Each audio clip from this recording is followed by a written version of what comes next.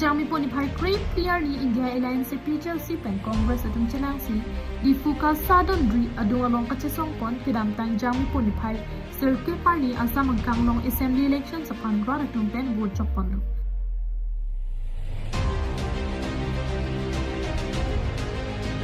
Lason si Lakha Pari si rakyat Diphu LAC angkang polling station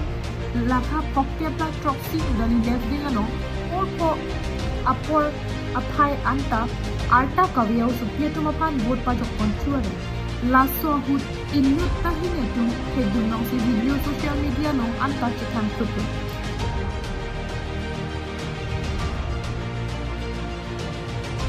lasi laso rondre mate ragging diklen papareti arong kali lasi udali left wing along raratu vote pa jokon chulanji mate repoll the nangji pusi pichel city retimaipu retired IAS JI Kathar pen pachini pon bihu ke cheng hotsita kang nyang ko ka thegela son lo jo athema lage time bound alarm pina apot pederlote repoll ke honadagi asini tum repoll ke hang bangke Udali number 57 PS number 57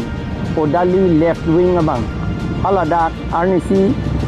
election ke dwar ni polling arni bagi pho pita hadarat arta kave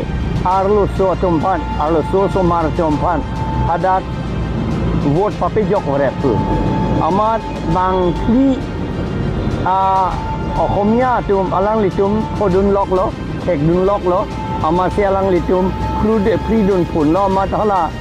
arlo so mar tum bange kat ru pusi alang litum bange thek long pe amat amat hala presiding officer mane ne tum han arjulo lage ilitum social media long da theklong hurlo alang litum reply pi pe me thek thede athema ladak ni tum suspect lo ladak ke rigging pe dovek lo latum la baji pho pen cheng lok lo mene amat lasi haladak rigging dovek lo a record potro bange avejata thek rigging pu se ta ladak rigging pe dovek lo la sini tu ngan di mana bang hadak repoll bek nangji pula hello atima lason arjulang bom a record cepa wede titi bang kai noi kang hu tunge ni tunge chong hu lo hu pu bang yok ei san the de dia pote ma jo la si la record tu ge long le de ji mini teta bang social media long anta flash dead lo la solam la si kadu beta kachini pe mi ningkang samdia pan ladak la isia dim bange repoll do thuwek nang iputi nitum kadima la pen la so putak pen kar biang long di se panta memorandum ta pajul pon news report KTV news